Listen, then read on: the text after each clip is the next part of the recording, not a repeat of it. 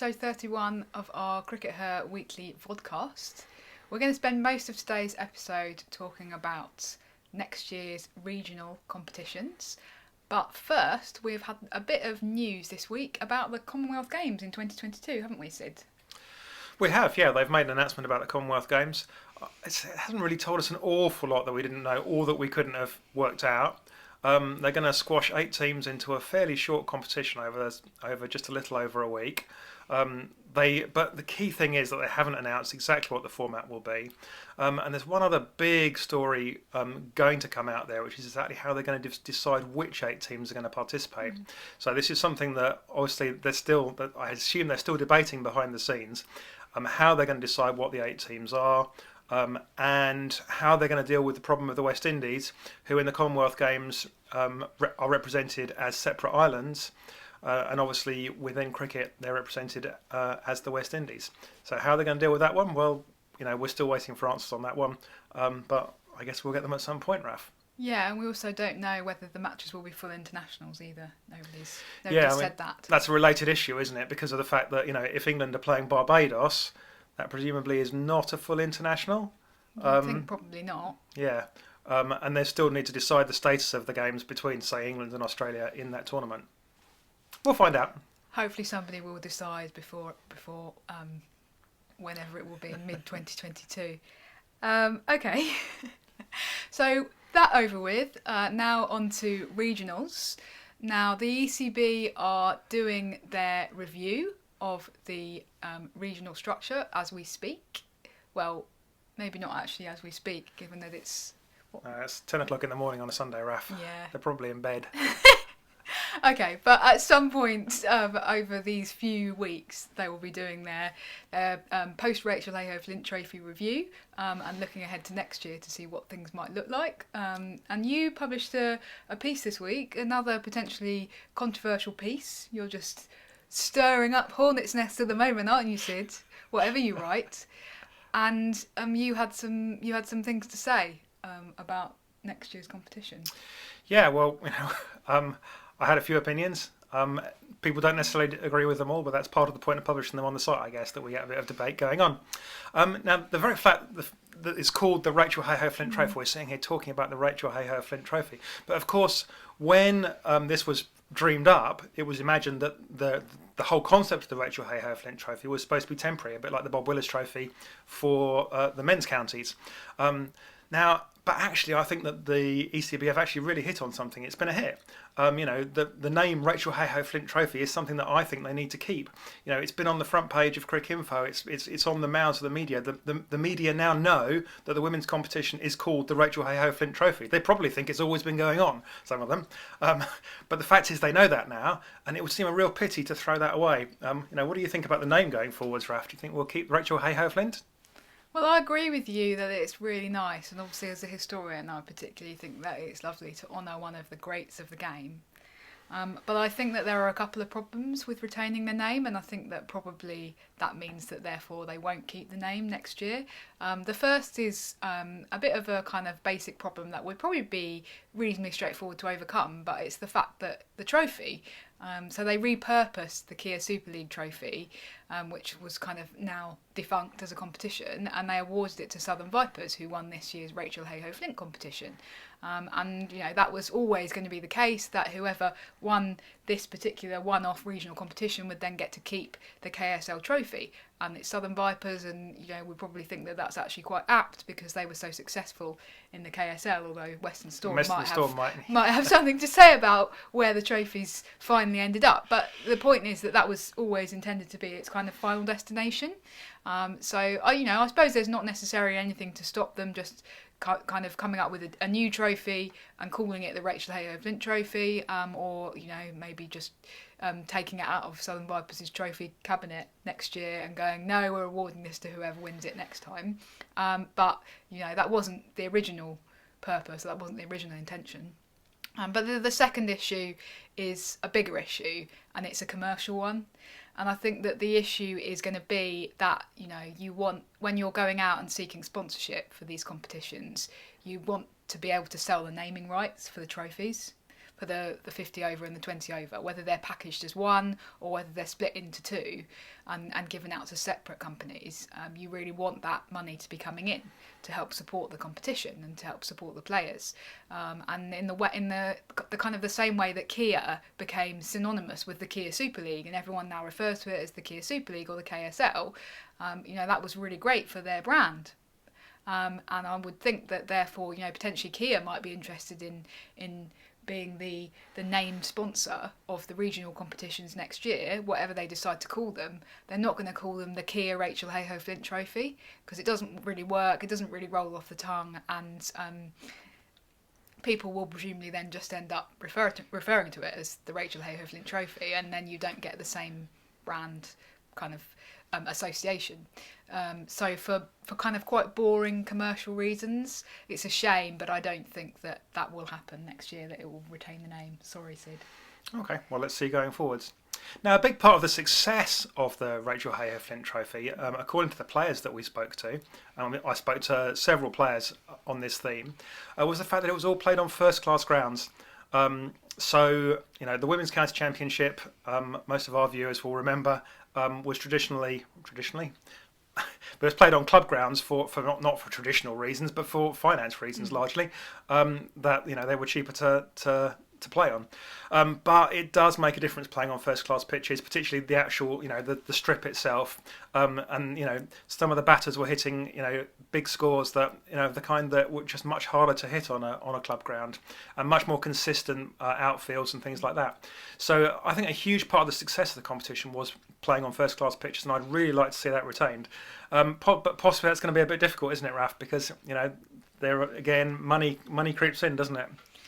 Yes, exactly. I don't disagree with you on this point at all. I think that, you're totally right that a large part of the success was the fact that it was played on first-class grounds, and there's another factor in that as well, which is the fact that the live streaming, which was so successful and got such high viewing figures, that partly relies on the matches being played at first-class grounds where those streaming facilities are already set up, they're already in place, so it doesn't cost you to establish those facilities, and it's reasonably easy to do.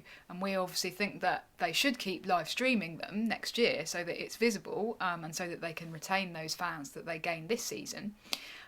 Some people will be, of course, able to attend in person, we hope, fingers crossed, but still you get that much wider reach if you can live stream. So that's another reason why it will be great for it to keep being played on first class grounds. However, the ECB are being quite stringent with their cost cutting at the moment, aren't they? And therefore it's difficult to see that they're going to be able to find the funding for all the matches in both the 50 over and the 20 over competition, which is what we think regionals is going to turn into across the season. Are they really going to find the money for all of those matches to be played on first class grounds? I'm not sure. Okay. Now, one of the breakout stars, perhaps the breakout star of the entire competition, was Charlotte Taylor of the Southern Vipers. And one of the ironies of the competition is that Charlotte Taylor herself might not have played in the competition at all if England players had been playing. The fact that England players didn't participate for most of the competition, for most of the group stages, and indeed generally in the final as well, despite Lauren Winfield coming for that one-off game.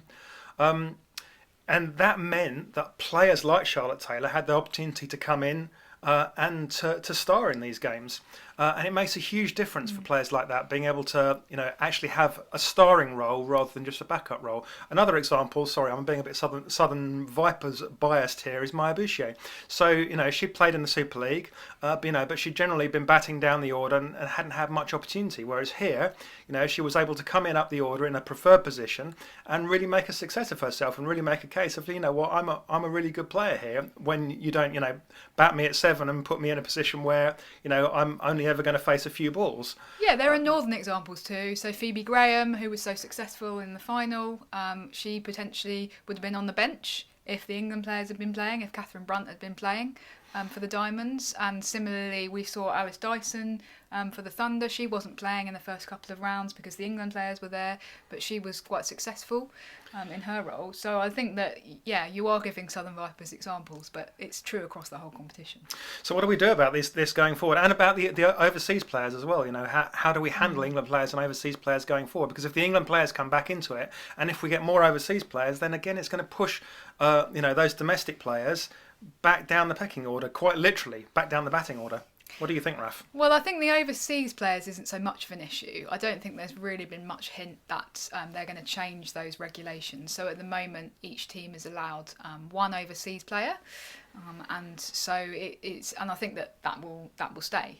That regulation will stay in place, and I think partly for practical reasons, because we think that regionals is going to go across the whole season, so it's likely to be a kind of structure where there's a 20 over competition at the front end of the season and a 50 over competition at the back end of the season. I think that is the kind of intended plan, and the idea that any of your kind of leading international players is going to come over and want to be in England for months at a time playing in the regional competitions, I think is actually quite unlikely, given where we are with women's international cricket now, and given all of the overseas leagues that are happening around the world.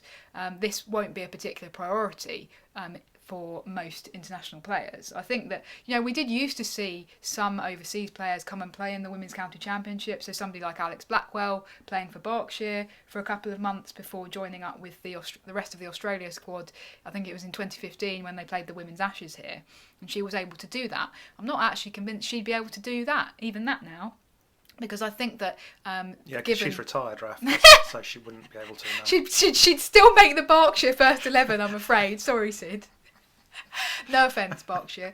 But the point that I'm making is that given where we are with the fact that professionalisation has moved on so much and player regulation has moved on so much, that each day, each week, each month of these players' lives is now very much accounted for in the calendar, and the idea that somebody would therefore come over and play in regionals, I don't think that we're likely to see that happening very much. But however, that doesn't really kind of do anything to overcome your other problem that you mentioned, which is about the England players. Do the England players play in regionals? I completely agree with you that one of the best things about the Rachel Hayhoe-Flint Trophy was the fact that it allowed these other kind of non-established names to have their time to shine, their moment in the spotlight, and that's really important. And it's really important that we don't lose that. But on the flip side, how on earth are the England players going to get any top-level domestic cricket if they aren't playing in regionals? I mean, I hesitate to say this, but your big problem that you've got is that instead of the new kind of glitzy competition, which is the 100 ball competition, instead of that being the originally intended 20 over format, which would have meant that you therefore had the England players in that July or August window playing 20 over cricket, it's going to be a 100 ball format. So they're spending most of their season playing in a format which they're not going to play internationally, and so therefore they do need both 20 over and 50 over cricket aside from that. So if the 100 had been a 20 over competition, then you could have said, okay, well, we'll have the 20 over competition as regional, of the regional 20 over competition as the one where the England players don't play, and we'll have them playing in the 50 over competition, for example. But you can't do that. You really genuinely do need them to be playing in both the 50 over and the 20 over competition. Otherwise, they've got World Cups in both those formats in 2022. They're not going to be playing any of that. So I just think it's an impossible dilemma for the ECB to resolve. I really do, and I think that kind of unfortunately we are going to end up in a situation where the England players are playing in both formats at regional level. That's what I think. I think it's inevitable. Okay. Now, one thing that's definitely up for discussion, and which I'm sure they'll be talking about, is the actual format of the competition. So we had North-South groups here, followed by a grand final. The point of the final for me was that it was a grand final. It was a big event. It was on television. People talked about it. It was hyped up. And the players themselves really felt like they were competing in something that really mattered. So that was an important part of the success of the whole thing for me. What do you feel about the format of the competition in terms of groups, Raf? And what do you feel about the idea of a grand final? Yeah, well, you kind of made the point that you really like the north-south structure of the competition, didn't you? Because it creates those kind of that sort of almost that sense of regional loyalties, and it helps develop those, and that also it makes it easier if you're a fan to go to more of the games, which obviously wasn't a thing this season, but again, fingers crossed, hopefully will be next year. And I don't necessarily disagree. I guess that the argument against that would be, well, if you're Western Storm, then you might rightly feel a little bit aggrieved that you didn't have the opportunity to progress out of the group stages, because they were absolutely kind of one of the strongest teams in the competition. And obviously, if you have the format that we had this season, then you just get one team from the south and one team from the north progressing onwards. I think you can overcome that by inserting some semi-finals, and so that means that you could potentially end up with 2 south teams or 2 north teams in the final, and so you do therefore, it is much more able. You are much more able to have the 2 overall strongest teams in the competition. So I think that will probably be my preference, to retain the North v South group stages and then have semi-finals and a grand final. And the point about the grand final, I totally agree with, by the way. I think having the final of both the 20 over and the 50 over regional competitions going forward is really important, and is going to be, I think if they row back on that next season, then that's going to definitely feel like a backward step, because all of the people who were doing commentary on the final of the RHF Trophy, some of them had never really seen any 50 over women's domestic cricket before, because it's just never been on TV, and that in itself was quite a kind of moment of progress, wasn't it? To be able to see that longer format on TV and to be able to have such a great game, because it was over 100 overs in the day, that was really important. So hopefully we won't be taking a backward step. Cool. And what else, Raf? What other thoughts do you have about the format going forward of the RHF or regionals, or whatever we're going to call it?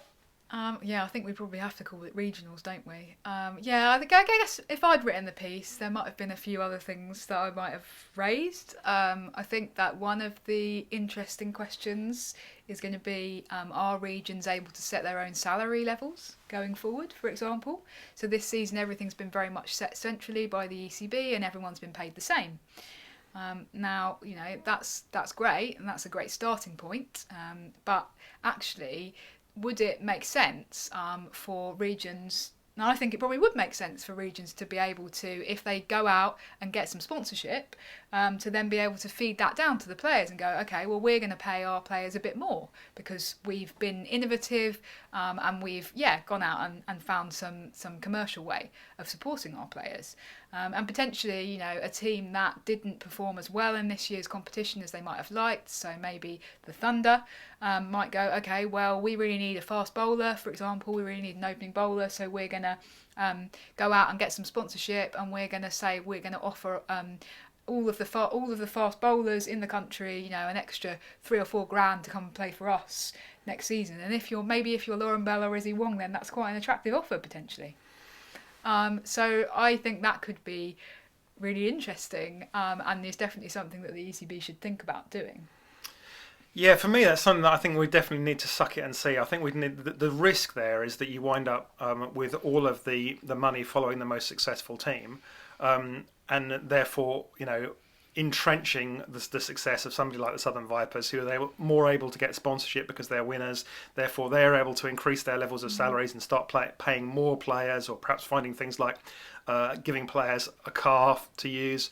And that kind of just entrenches that, and they become the permanent winners, and we get a situation more like in Australia, where New South Wales were able to offer people the not financial incentives, but the best team to play and the best coaching setup, and everyone gravitated towards there, and they won the WNCL 5,000 times running. But New South Wales is a really good example that totally counteracts your argument, because what happened in Australia was, New South Wales were dominant for a few years because they were able to go pro before anyone else, but everyone else then levelled up, and now in Australia the WNCL and the WBBL are professional competitions, aren't they?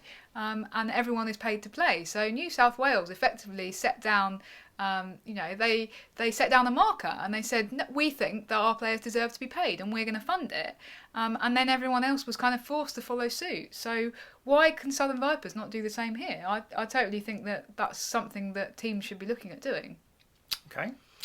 What else?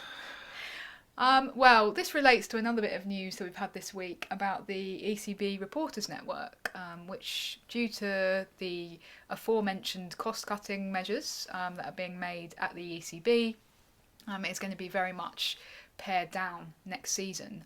And it looks like the expectation is going to be that anyone writing a report for the ECB Reporters Network will be expected to do it from a live stream rather than in person at the ground. Now, my question is, will any of our regional competitions be covered by the ECB Reporters Network? Nobody said that they won't, but we don't know if there's going to be any live streaming of those competitions.